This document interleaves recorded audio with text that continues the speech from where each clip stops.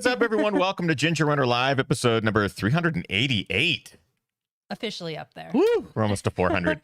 We have a very special guest tonight. Camille Herron is going to be joining us on Ginger Runner Live to chat all about her recent world record at the 100-mile distance, breaking her own record at the Jackpot 100. We're going to talk to Camille all about that record, but really, I want to get into training, catching up with what's been going on in her life over the last couple of years. It's been a while since we've had her on the show, so this is going to be a great opportunity to catch up. And I know that she recently relocated, I think twice. So I kind of want to find out what the new terrain is like where she's living and stuff like that. So we're going to have a great conversation, a lot of fun tonight on Ginger Runner Live with Camille Herron. The show begins now.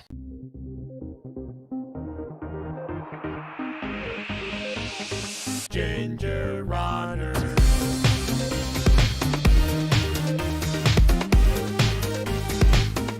Yay! What is up, everyone? Welcome to Ginger Runner Live, episode number 388. Thank you for taking some time out of your busy Tuesdays to spend a little bit of it with us. We have a great show lined up for you tonight with a very special guest, world record holder, multiple record holder. That's one thing that we have to make sure that we emphasize, is that our guest, Camille Herron, has not only just broken the 100-mile world record, but she's broken a number of records, some of which were her own previous records. So she's on this record kick. And I believe last time we had her on the show, she was also breaking records. I love following Camille because she's always up to something. And she's just got a way with running, like an artist with a paintbrush, right? Like making art, making magic. And it's a really cool thing. So we're going to be talking with Camille Herron on tonight's show. Very excited to introduce her in just a second. But of course, before we do introduce our wonderful guest, we is also us. You like that? Very smooth. Very, very smooth. Working on my smoothness. Hi, Kim. Hi, everyone. Kim Tashima Newberry here, as always. If you're new, pop into the chat, say hi. And if you have questions for Camille, you can ask them in the chat. Busy chat room already today. Yeah, I have a feeling it's going to be loaded with questions. So if you have questions, please drop them into the chat. Kim will pull them, and we'll actually be able to show them on screen tonight, which is kind of fun. Thank you, Matt Feldhake, in the chat for that little tidbit of info. We have some pretty cool tech that we're going to be testing out tonight. In addition to Kim, myself, and Camille, we also would like to thank, at the top of every Ginger Runner Live, our GR crew. It is because of them that we're able to do this show every single week, plus our daily live streams, our reviews, our films, everything that we do on this channel. It is due in large part to them. So a huge shout out to the GR crew. Two individuals in particular at the top tier, Brian Sands and Rick Bjarnason, two amazing individuals, ultra runners themselves, training for some pretty big races. So I like to shout them out at the top of every show because they really do go above and beyond and helping us do this full time, because it's a lot of work, and we're very thankful to the community that supports us and supports one another. If you would like to join the GR crew, it's very easy to do. Head on over to patreon.com/thegingerrunner. Multiple tiers, and all tiers get access to our after show, including tonight's after show with Camille. So you get to ask those questions that maybe didn't get asked during the main show. We talk about gear and stuff like that. It's a lot of fun. So we appreciate you if you join the crew. Without further ado, I would like to welcome to the show our wonderful guest. Long hiatus. We haven't had her on the show. It's been a while. In a while, but we're very excited to welcome her back. Without further ado, Camille Herron. Hello! Yay! Yay! Yay! Thank you for being patient while we introduce you there. How are you, Camille? I'm doing great. Yeah, it's been a while since I chatted with you guys. I think it was like 3 years ago. It's been multiple years. Yeah. One, this whole pandemic thing happened. I know, so right? time doesn't exist. But yeah, it's been far too long. You've obviously been up to a lot, especially recently. I mean, not to just dive right into it, but I was thinking before the show, where I wanted to start, Camille, is in your locations, because you've transferred locations, you've moved a number of times over the last couple of years, and I'm really interested to sort of learn why and how that's influenced training for the better or for worse. So let's start with, I think, your move to Arizona. I did. Yeah. So we, I think last time I chatted with you guys, we were kind of living between Oklahoma and Colorado. So we owned 2 houses at one point, and we're just kind of splitting our time between, spending time when I wanted to be in Oklahoma and going to Colorado. And And then, the pandemic happened, and we ended up selling our house in Oklahoma Okay. and lived full time in Colorado for the pandemic. And so yeah, we were up there for quite a while, and then I just realized I just wasn't feeling very good being up there full time, and it was kind of like, well, am I not doing well with the altitude? I mean, you hear of athletes getting anemia and just struggling with the altitude, and so I'm used to getting blood work done, and nothing was really showing up that there was anything wrong. Just basic blood work at that time, and so I didn't know what was wrong, and then we thought, well, maybe I need to move back down to lower altitude, and so last spring we moved to Arizona. Mm. I mean, it just seemed like there was a lot happening there, and at one point we had thought about moving to Flagstaff because there was a lot happening in Flagstaff. It seems Yeah. like everybody's going there. But yeah, we just weren't sure about the altitude. And so we just ended up moving. My friend Charlie Ware, I don't know if you know Charlie, but he's a pretty darn good trail runner, and he's the one that kind of convinced me to move down to the Tucson area. And yeah, I mean, we ended up moving down to Oro Valley, and I think that was around May of last year. And then I had a couple of races where I just didn't feel right. Like something just didn't feel right. And so it was kind of happening at the time that we moved to Oro Valley, and I decided to get blood work done with Inside Tracker. Right. And so I got like a full iron panel done with them and found out that I was iron overloaded. Iron overloaded. Do you supplement with iron at all, or? So it makes sense to me now because when we went up to high altitude in Colorado, I had increased my iron supplement, and just thinking that just seemed like the sensible thing to do, I guess. And it wasn't like my biomarkers were. My ferritin looked like it was within range, and things looked normal. But yeah, I hadn't had a full iron panel done, and so Inside Tracker is the what is basically what discovered this this issue. Yeah. And it was only like 6 weeks before Western States, and so Oh, wow. when you're I know, it was like, okay, what do I do now? I'm somebody. It was pretty, difficult knowing what to do. And I mean, people that are usually iron overloaded would have to donate blood. So I wasn't sure whether to, donate blood, like how that's going to impact me, so close to a race, and, would I have to recover? Like, so yeah, I kind of ended up just toughing it out, just trying to, I had consulted with a dietitian at the time, and she told me, how to change things with my diet. But I still went into Western States just not feeling like myself, and it ended up being, the biggest. It felt like I was running with two bears on my back. So. Oh man. I mean, we've had registered dietitians on the show before. Maria Dell's a local dietitian. She's fantastic. Yeah. We love chatting with her. And I've heard of this happening, more iron than your body knows what to do with, but I haven't actually dug into what are the repercussions. So what happens when your body is absorbing or holding on to too much iron? Like what are the repercussions, especially for an elite athlete? Yeah. So if you have too much iron, it acts as an oxidant, causing oxidative stress.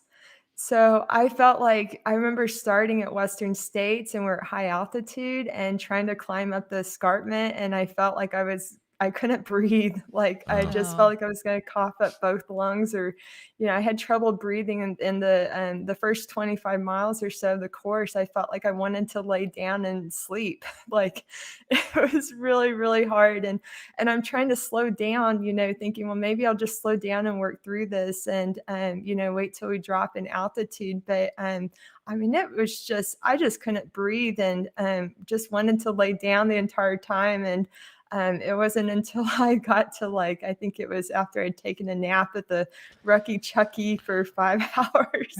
Man. I mean, that's amazing that it would have such an impact for someone who trains at such an elite level and who's coming from altitude, right? Living in Colorado and having your body ready for altitude. Before we get further, Kim mentioned that we do have questions from the live audience. I want to get to as many of them as possible. I have a comment and a question, both from Deb, both very relevant to what we're talking about. And you've partially answered one of the questions here. But so Deb Runfar says, first off, Camille, you are amazing, multiple world records and an American record holder, and getting faster once you aged up to the masters group. But seeing you in person at Western States 100 last year, get up Rucky Chucky, and then finish that race after all the suffering gave me goosebumps. So the question is from Deb. Question is, Camille, in previous interviews, you have mentioned being diagnosed with iron overload, which we just talked about here. Deb says her inside tracker results showed the same results. Wow. In addition to stopping iron supplements, what other changes in diet or supplements did you make, if you don't mind sharing? So was there anything additional that you did that helped the iron levels come down? Yeah. So after Western States, I hooked up with my friend Jackie Dykos, who's a registered dietitian, and she got me on a dietary protocol called the Root Cause Protocol. And it's not like I'm like having to cut. Oh, sorry, I just knocked my water. Sorry, I was like, what was that? So yeah, I've been working with her, and it's not like I had to cut out like meat or red meat or anything. In fact, I didn't really have to change my diet at all. And I'm just like kind of supplementing with kind of these random things like bee pollen and yeah, I don't know. It's kind of this weird concoction of like mineral drops and magnesium, and I mean it's a whole like protocol that you have to follow. And so yeah, I mean she's the one that developed the plan, the daily plan that I follow, and yeah, I mean I probably within a month of starting, following the protocol, like I started realizing it was like my inferno was relit basically. Wow. Like in a really big way. I mean, I think what had happened was not only was I high iron, but I was low magnesium and low B12. And so, those are things that impact aerobic metabolism, my ability to break down food for energy to make ATP for cells. So, it's like this whole my body just wasn't, it felt like I was running on empty when I ran Western States, and I had trouble breathing because of this, oxidative stress. And so yeah, like within a month is when I started like seeing a really big change in my my fitness and ability to, just this inferno inside of me. And just seeing that in my workouts, I mean, it was really like shocking. It was like, wow, maybe I should go after some world records. And that's where Camille separates herself from us, from mid-packers and normal people, is like, my body's feeling good. Let's go after some world records. Yeah. Amazing. So so anyways, so we're in Arizona at that time, and we ended up coming back to Oklahoma last August, and got to see my parents, got to go run at some of my favorite places, went down to Mount Scott, which is like our only mountain in Oklahoma. So yeah, I just felt like coming back to Oklahoma, I just felt like a magic here. It just really, I just felt magic. And my parents are in their mid 70s now. And I mean, they're the most precious people. So I felt like, it just felt like the right thing to do to come back to Oklahoma. And, I just feel really attached here with all the places that I train. And I want to make it happen here. Like, I know there's great trails around Oklahoma. I mean, there's great trails around any state. And I just really want to explore Oklahoma more by foot. And we have our camper van, and, we're able to go off to places if we want to go up to Colorado or New Mexico or, other places. I mean, we got to know Colorado really well, and like where I like to train up there, and, get up above 11,000 feet, if I want to go run Leadville. And Just to be able to prepare properly for races. Like I've definitely, we can get away if we need to. So. Yeah. I want to turn over to you because I know that we actually have a question here in the chat about Sure. that. Yeah. So the question is from Vivian, and Vivian says, Camille, after moving from Oklahoma to Colorado and then to Arizona, has a change in your running environment helped to impact your fitness and running capabilities? Yeah, definitely. We really enjoyed Arizona. I'm getting back down to heat was really important to me. I really like heat. Mm-hmm. I hadn't ever lived and trained in dry heat, which was really nice compared to Oklahoma. I'm used to the humidity. But I think that the biggest thing that I got out of Arizona is I got on more technical trail. And I mean, our house was, pretty close. I mean, I could run from our house and literally run up a mountain within like 3 miles. And so it was really good for me to finally feel like, okay, I can do like proper trail running here and get on more technical trail, get that confidence with how my body moves and connects with the terrain. And so, just getting that feeling and that confidence, I felt like, that was what I brought into the Javelina 100 was I felt like, okay, I can really do this. I can push myself on trails. And I felt like going into that race, that was the first time that I felt like I really pushed myself. And, everybody's kind of been waiting for that to happen, because Mm-hmm. I can obviously do it on road, and I've always been a little bit hesitant on trail running. And I've had some great trail wins. I think last time I chatted with you guys, I was in New Zealand and had won Tarawera, and I've set course records. But I felt like a different runner going into Javelina, and being able to feel like I'm really connecting with the terrain and moving really well, and having better control in my body. And so, yeah, I think that's what I got out of Arizona was just that confidence and that feeling and connectivity. So, I mean, that's important. And you kind of something to look back on here is that you have had like the privilege of being able to train in beautiful places like Colorado, like Arizona, that definitely. you've been able to put places under your feet that make you a better runner, whether it's at elevation or Mhm. technical trails and the heat. And I am really drawn to you talking about Oklahoma being home, and you want to be able to do it from there. And are you and Connor both from Oklahoma? Is that home for both of you? So Connor's from Ireland. He's from Dublin, and Very close. he Very, very close. I mean, I remember Connor's accent. right? Yeah, I think he came over to Oklahoma around the time. What's the movie? Hey Connor, what's the movie that came out in the early 90s? That movie with Tom Cruise The and Saint, Pulp Fiction, Top Gun. no, Top Gun. Clearly not uh, 90s. well, anyways, that it was a movie based on it had these Irish people came over to Oh, Far and Away. Oklahoma, far and away. There we go. I can't believe I couldn't think of that. So yeah, Far and Away came out around the time that Connor came to Oklahoma. He went to University of Oklahoma, and so he ran at the University of Oklahoma in the mid '90s. Mm-hmm. So yeah, I mean, we're both Oklahomans, and I feel far and away. That was so bad. That was so bad. I can't believe I couldn't think of that. She's got a bite that stings. That's the one line from the movie I remember. It's got great. It's so good. So yeah, in fact, Connor quotes that quite a bit. It's weird. That's one of the few movies from the 90s that I actually like remember every scene from. I'm also drawn to that Yeah, movie. I have no connection to Oklahoma, it's but so Far and good. Away. Now I need to Oh watch yeah. it. Yeah, it's Tom Cruise's, I think, only film where he has an Irish accent. So it's interesting and from that perspective, but it's a great movie. It's great. Yeah, and I mean, they're doing the land run in that Mm-hmm. movie, and I'm a born and bred Oklahoman, and I think I'm like I'm like a fifth generation Oklahoman. Like my family came here, like I think right after the land run.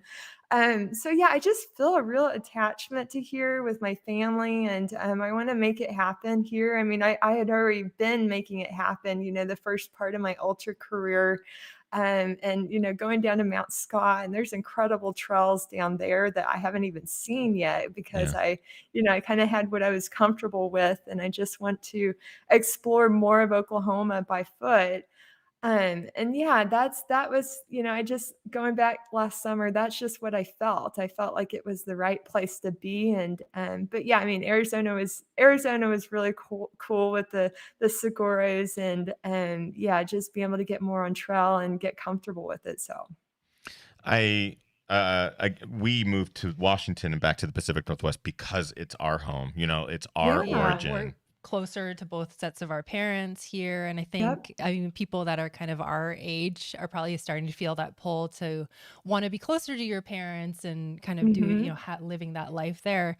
And I love that you're talking about like wanting to make it happen in Oklahoma, because I think there's a little bit of a misconception that you have to live, in California or Colorado or wherever to be a trail runner. But we're seeing people like yourself in Oklahoma do amazing things, Casey Casey in Lickteig. Yep. Nebraska Yep. as yeah. I was gonna say well. Casey. Yeah. Yeah. Yeah, Like unorthodox locations for amazing trail runners that can execute in all sorts of surfaces, distances, terrain, mountains, and et cetera. I did want to go back quickly before we move on to Jackpot 100. Of course, it's one of the main reasons we want to talk tonight about this world record. Incredible. But when finding out that you have more iron than your body knows what to do with, now having essentially figured it out and sort of dialing in everything, are you able to look back before what was happening in Colorado and Arizona, and can you attribute, I mean, has this been a problem for longer than maybe you realized? Can you think back and think of symptoms or moments where you're like, man, maybe it was too much iron in that one race from 6 years ago or something? Like, do you oh have that yeah. ability, like, to look back? Yeah, so I actually 10 years ago I had blood work done when I was at the Olympic Training Center, Yeah. and they had done a full iron panel, but I didn't. I had kind of like looked at it and didn't really think anything of it. But I think like maybe it had built up like over time to the point where it was starting to really impact my health, and I was feeling it, from a performance standpoint. But I almost feel like I had adapted to breathing hard like most of the time and thinking that was normal. And so like I think like, maybe I just was adapting to what I was feeling, dealing my body just thought that was normal, like normal fatigue, from training, and how you're supposed to feel from training really hard. And yeah, I wonder, if it impacted, other, I don't know. I think the turning point for me was when I started feeling like PMS with my monthly cycle and thinking this is not normal. Like I'm usually pretty even kill and don't have Yeah. any issues with that. And that happened kind of around July of 2020. And I said, "Whoa, what is this?" And I thought, well, maybe I'm getting older, maybe, my hormones are changing and that sort of thing. So it didn't really dawn on me that maybe it's a mineral imbalance. I wouldn't have even thought that. Hmm. But yeah, I mean, hooking up with Jackie, that in fact, she was, before I even had the blood work done, I told her what I was experiencing. She mentioned, oh, it sounds like you might have a mineral imbalance, with like magnesium or something. So she kind of like already knew, like before I had the blood work done. And that was just getting the blood work done, like confirmed, my symptoms. So Wow. Yeah. Good for you for picking up on the subtle cues of like, oh, something's not right. And trying Yeah. to follow yeah, through to figure out what's going on. We know our bodies totally. better than anybody else, right? And when you start to Yeah. feel, I bet it was really nice to have someone go, maybe it's this, like actually be able to Hmm. provide a bit of outside perspective. The fact that it ultimately has led to you finding that solution or finding work that you can do to resolve it is like, I imagine it's an amazing, freeing feeling. Like you mentioned, lighting that fire and getting that stoke Yeah. going again. I bet this is Yeah. an amazing time, and a time that I probably don't want to toe the line racing Camille, because I bet she's going to bring it to everything that she Oh, are you does. planning on? I You're planning was. on racing Camille? Yeah, I was Okay. planning on going for the world record and whatever. I do want to talk about Jackpot. I want to talk about a bit of your leading up to it. So you relocated back to Oklahoma. You've been there for how long now? I think Ish. it's like 3 weeks or Oh, so so now. wow, Yeah, it's been pretty been a recent. couple weeks. So we did it just before Jackpot. So we were trying to That's not cram everything stressful. in. I know. Nothing like Well, for tossing in a Big move, yeah. right in the midst of all that. yeah. So your training, we've talked to you about your training and sort of your weekly look at things in the past, but I am curious if anything has changed in regards to, are you logging big miles for something like this? You're approaching Jackpot 100 mile distance already is its own thing, but you're going into it with, you're calling your shots, calling like, I want to break my own world record at the 100-mile distance. And are you doing anything different in training? Are you logging huge miles? Sort of let's look into the mindset of Camille from a week to week leading up to Jackpot. Yeah, well, so since I've been getting older, I mean, I just turned 40, and I look at my training log at what I was doing, 5 years ago, 10 years ago, and I'm like, how did I do that? So I would say, I've evolved over my running career, and I'm not quite doing all the long runs I used to do. I used to be able to log a long run like every Sunday, it seemed like, and it was easy, and being able to do, twice a week speed work and, just really crank it out. And I feel like we've been a lot more conservative with my training, that I'm still logging like the big mileage, like 120, 130 miles per week. And I'm doing like basically short, frequent runs of, twice a day, most days. So like maybe 12 to 13 runs per week. Yeah. But I'm only doing a long run like maybe once or twice a month. And some weeks I only feel like doing one speed session. Maybe I just want to jog easy and get on the trails a little bit more. So I've kind of been going with how I'm feeling more, and I just want to feel good most of the time, and get out the door, feel happy, and run with a big smile on my face, and not be like gritting my teeth like Rocky Balboa. So, but yeah, I mean, I'm training for Western States, and it wasn't like I wanted to be in like peak shape right now. It's not like I'm Yeah. really like grinding it out. I think we kind of went into more aerobic based training for this race. Just, after I ran Desert Solstice in December, I felt like I wanted to go back into aerobic based training, just logging mainly a lot of miles, getting out and being consistent. I think I had like one 20-miler like a couple weeks ago. But just logging, most of my runs were about 10 to 15 miles, in the morning time, and then coming back in the evening for like 6 to 7 miles, and doing one speed session a week. So yeah, I felt like our training was pretty conservative. It wasn't like I went into Jackpot thinking I'm going to break world records. Like, Right. I mean, it's a tough course and conditions. And so I wasn't really sure if I could break world records, on this course and race. And so I went into, pretty open-minded, thinking, well, I really want to redeem myself here, because last year was like, it was not a great race for me. And that was a turning point where I knew something was wrong with my health. And so, I've done a 180, and I wanted to come back and redeem myself. So that was really what I was thinking about going into it. I think you did that. Like, I think, of course we can look at what you did at Jackpot 100 and now, in hindsight, and just be like, oh my God, like Camille is on a tear. And if this is you just getting back on board with your health and training and leading up Yeah. to Western States, like this is a pretty good indicator of what we're hoping to see. Right. And I want to Yeah. also kind of reflect on the fact that you are doing more runs per week versus long runs per week. And that's Uh-huh. the volume. You still have the volume, but it's just the number of runs. I can only speak from a microcosm of similar experience, and I've done 200-mile weeks. That's it. So that's a micro. I'm a different person. I'm a different ability here. But the reason I was able to get through them and feel really good at the end was because my coach prescribed lots of runs versus big long runs, and it was amazing how Yeah. less You of a feel toll better. that took. You feel better. You And each feel run was better. like, I only got a 4-mile run. It's my second run of the day, but I only got a 4-mile run. And Yeah. like the excitement going into runs was different than, oh crap, I got a 14 miler today.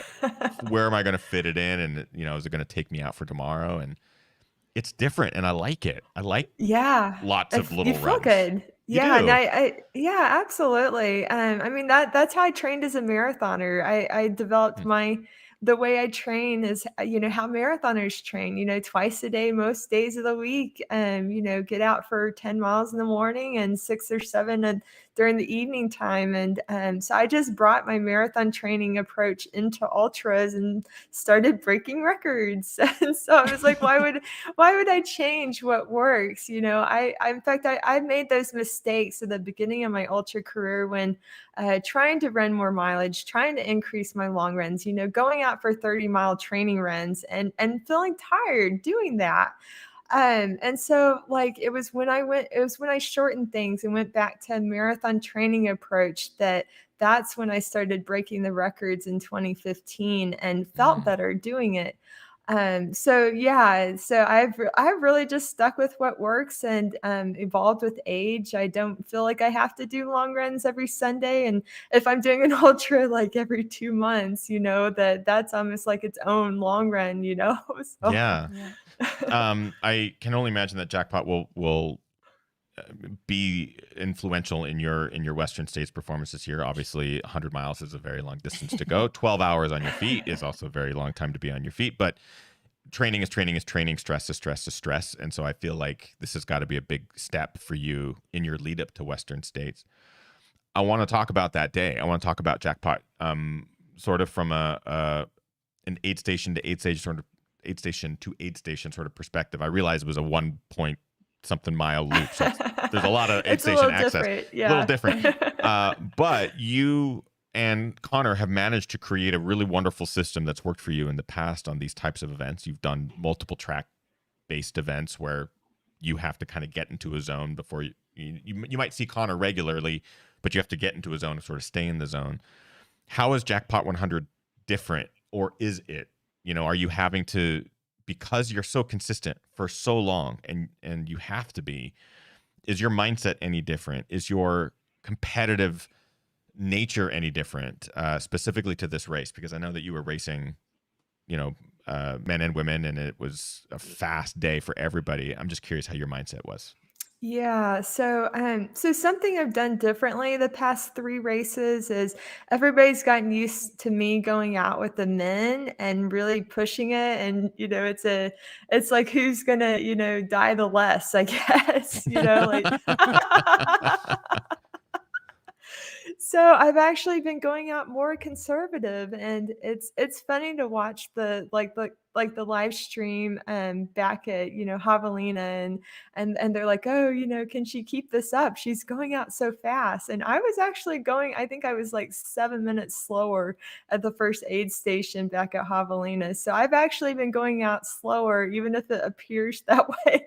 If it appears I'm going out fast. So yeah, Jackpot, I mean, it was a competitive field. Like, I Yeah. mean, it was like, I think 4 guys who have either qualified or finished top 10 at Western States.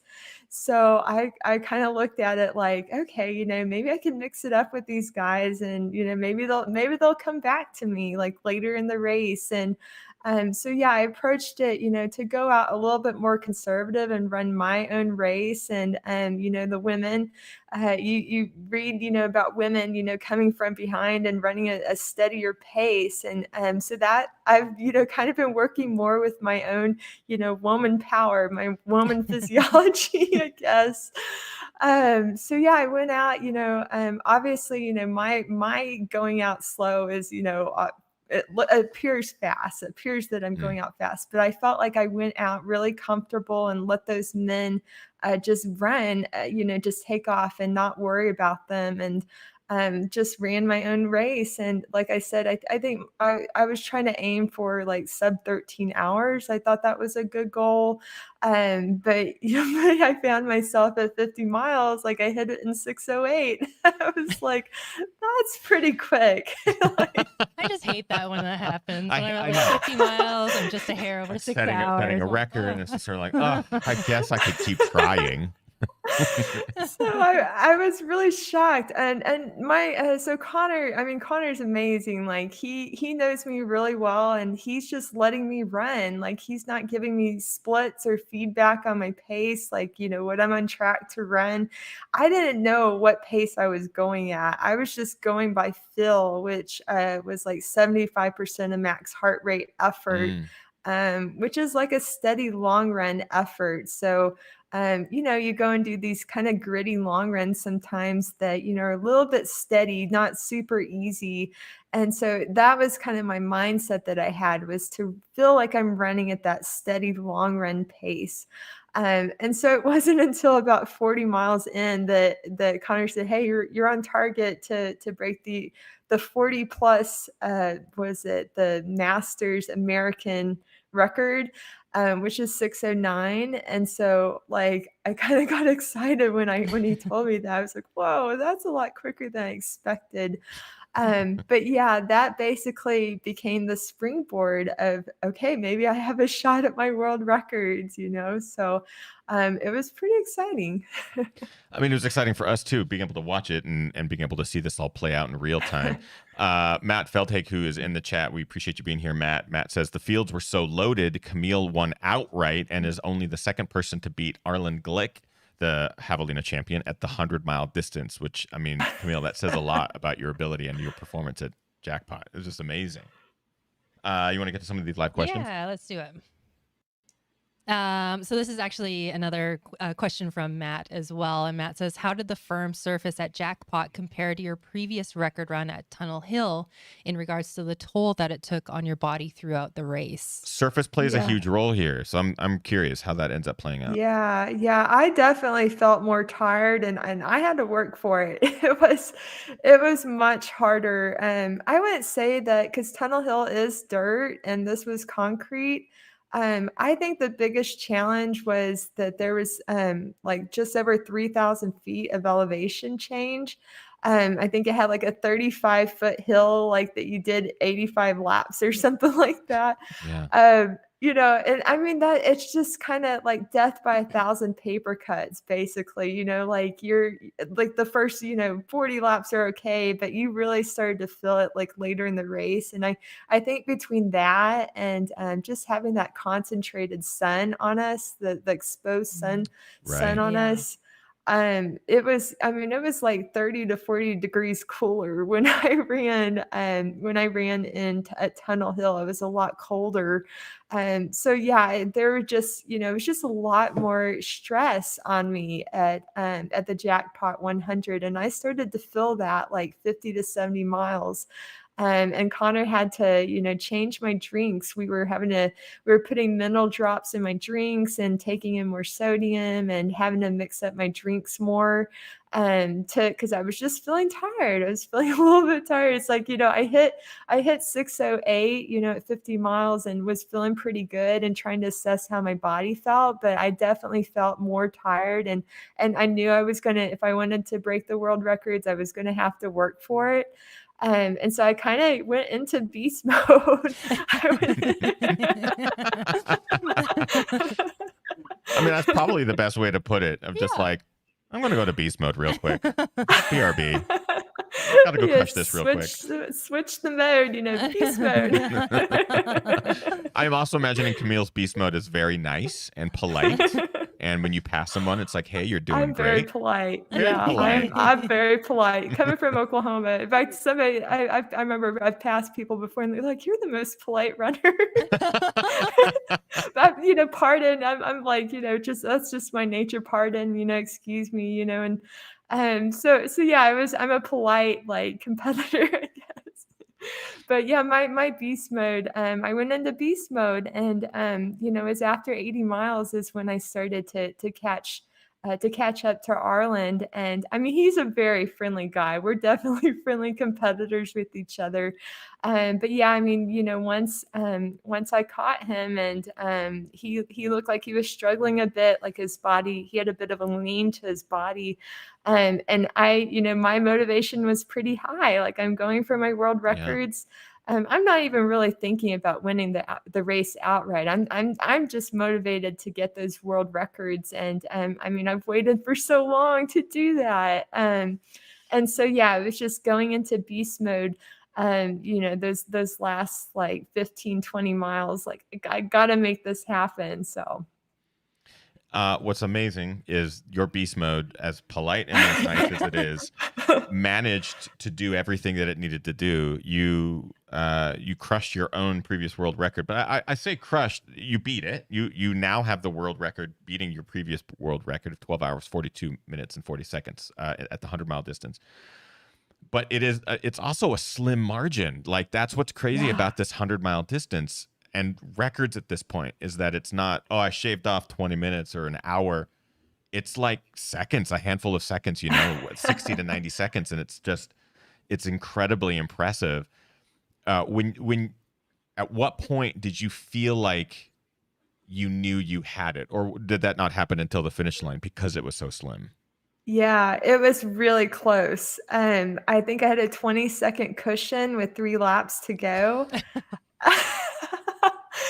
97 miles, I'm having to dig extra deep, and that's really, really hard to do. But these are the moments that we live for as athletes, like, do or die, like Michael Jordan, nailing the free throw to win the championship. I mean, I grew up as a basketball player, and, my dad taught me how to shoot free throws, and, free throws win championships, and, being able to play under pressure. And so that's the mindset that I had those last 3 laps, is thinking, okay, I got to seal the deal. I got to take the bull by the horns.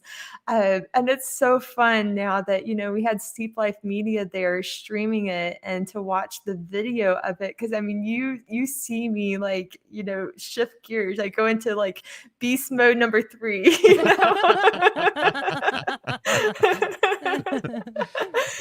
You literally shifted from 5th to 6th gear, and then suddenly into like 9th gear, but which is a turbo gear.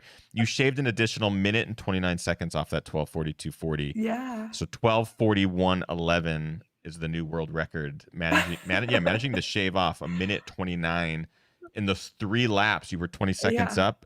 That's bonkers. That's bonkers. It was bonkers. And it's amazing. I mean, that's like, I will always remember that. Thinking about, this is the do or die moment.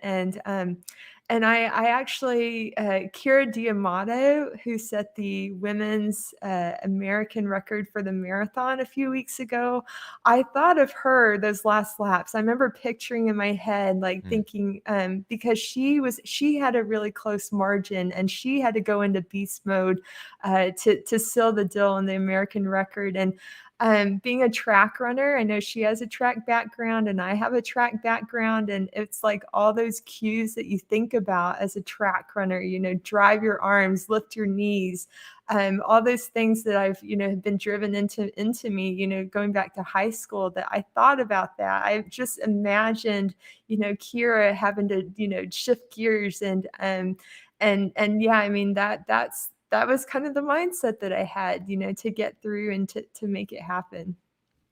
It's amazing. Go ahead. Yeah. I just want to read a comment here from Brian in the chat room. Brian says, Camille's beast mode is motivation based on personal ambitions, regardless of who else is present as fellow competitors. And I find this so refreshing. I think it's very, very cool. Yeah. Camille, just hearing you even talk about it, sort of reflect on it, and how you're triggering into your own, let's call it beast mode. You got to get t-shirts made up. Yeah. We just have to give a percentage to Marshawn Lynch. But the fact that you're able to plug into that because of your own motivations, like rather your own than personal drive. Yeah, your personal drive versus I got to catch up to whoever's in front of me, or I got to outrun whoever's behind me. It's all internal. That's what's really neat and impressive. So it almost establishes a neat baseline for you as an athlete. Anytime you find yourself in a situation, you're like, I got to turn it on. You now can reflect, like, I don't need someone else to help me turn it on. I can just rely on Camille to do it. And I think that's pretty cool. That's super unique. Absolutely. Yeah. And I think it's, I get asked all the time, like, what's your mindset in ultras, and I feel like I always reflect back to my training, what I've practiced in training, like thinking, oh, I've got 10 miles left. I do 10 miles like almost every day, or 20 miles, I do long runs, 20-mile long runs. And, or like I said, drive your arms, lift your knees. Those are things that I've practiced, going back to high school, those cues, those mental cues. And that's the mindset that I have to have, being internally driven, to push my limits, and my limits, are the world records. And that's a big, I'm, just trying to get those records. And that's, what drove me those last 3 laps. So amazing. Maybe one last question before we move into the after show for Camille. Yeah, there's a question from our Discord server from earlier, and it comes from Eves. And Eves asks, Camille, you seem to be more interested in races than in FKTs. What do you find more motivating in races? Is it somewhat sponsor related?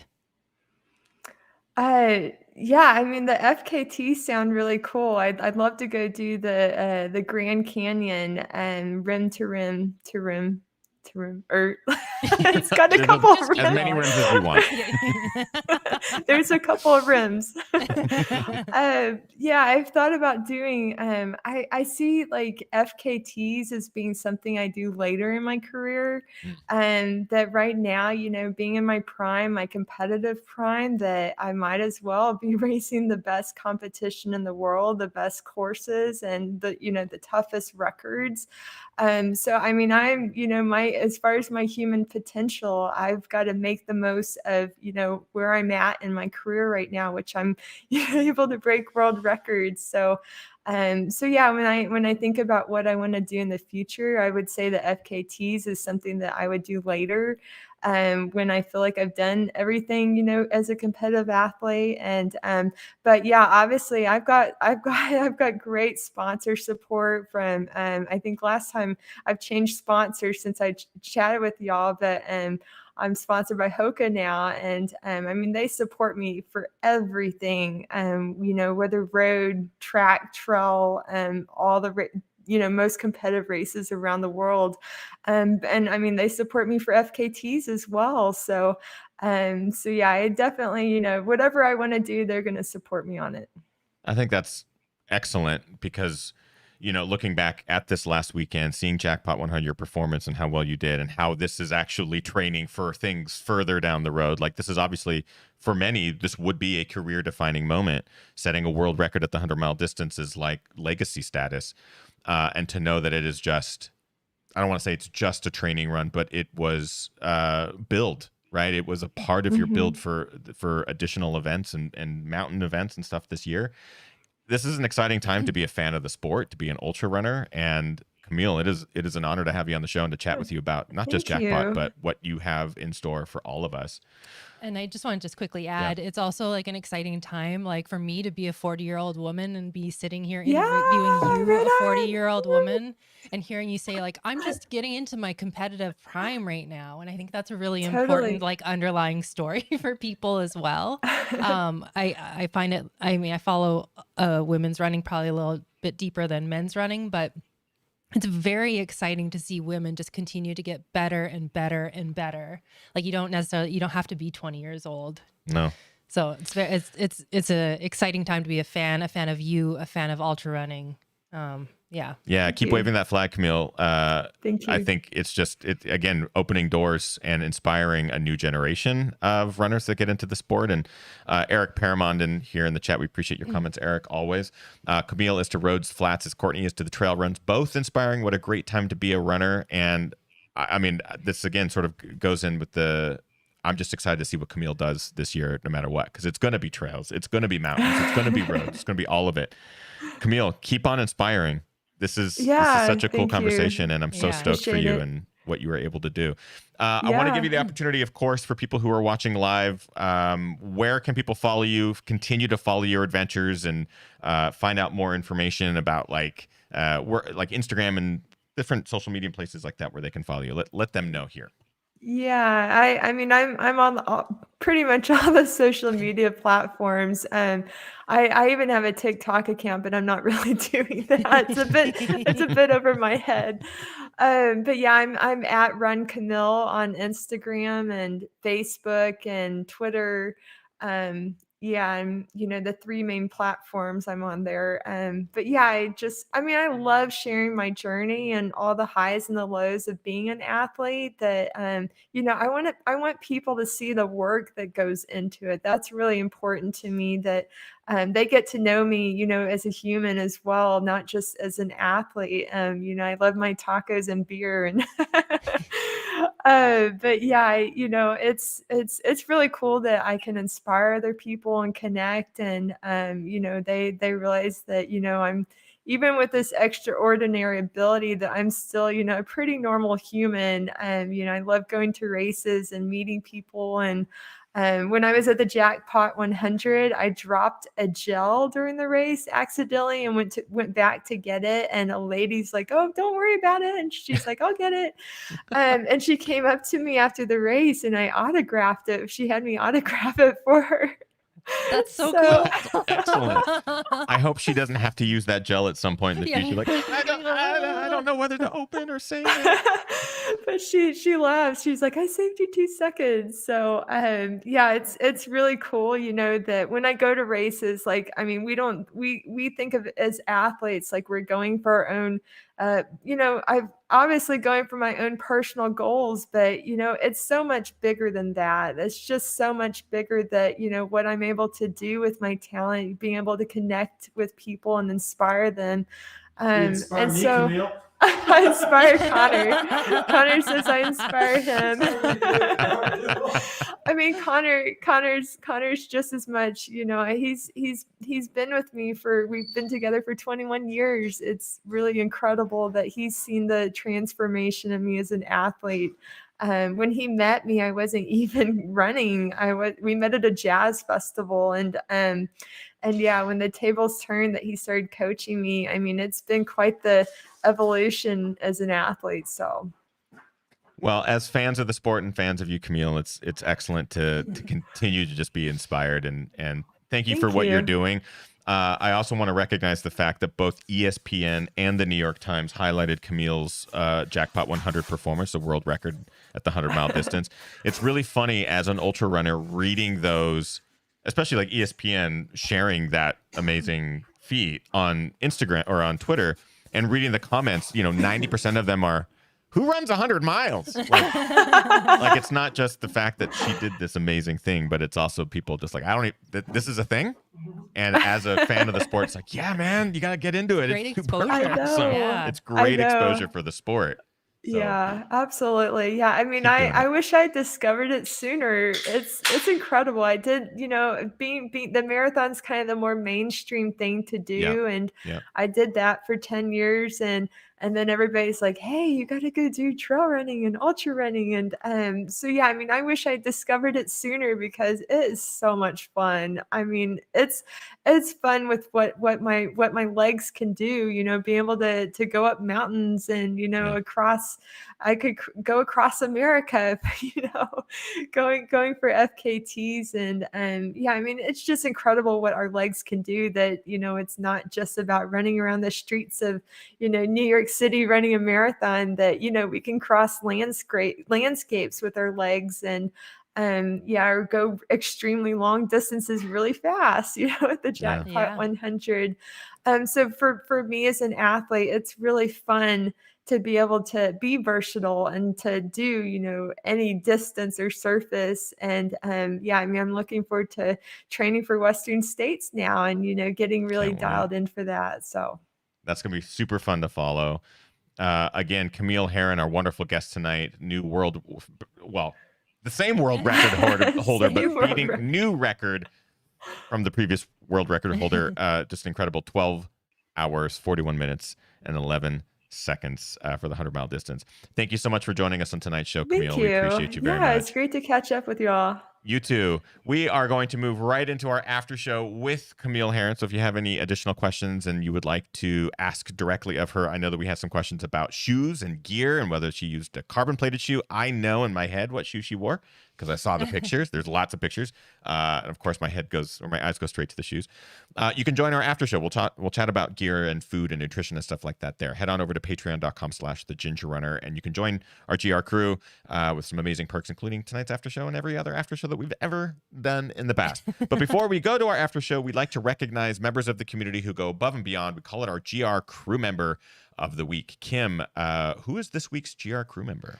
This week's GR crew member of the week is Scout Phillips, and Scout has gone above and beyond and has set up this really cool thing. So if you are part of the GR crew, come on over to our Discord server. Scout has set up what we call March Madness. Yep. Scout organized this last year as well. It's a really fun way to help motivate each other, get to know other people on the crew. Yeah. It's super fun, and Scout is taking it upon themselves to do all the back end work on this. So. It's you don't have to register, you don't have to pay or anything like that. No, It's just like an informal crew support crew sort of thing. So if you want to join March Madness, you can again just join the GR crew and you can be a part of that. It started today, but it is not too late to join. Just head on over to Discord. There's a whole channel all about it. Thank you, Scout. You are our GR crew member of the week. We appreciate you very much, my friend. That is going to wrap up episode 388 of Ginger Runner Live. We're going to move right into the after show with Camille. So thank you so much, everybody. Have a great rest of your evening. Get out there, train hard, race harder, and part of the hardest. We know we are. Thanks, Bye. everyone.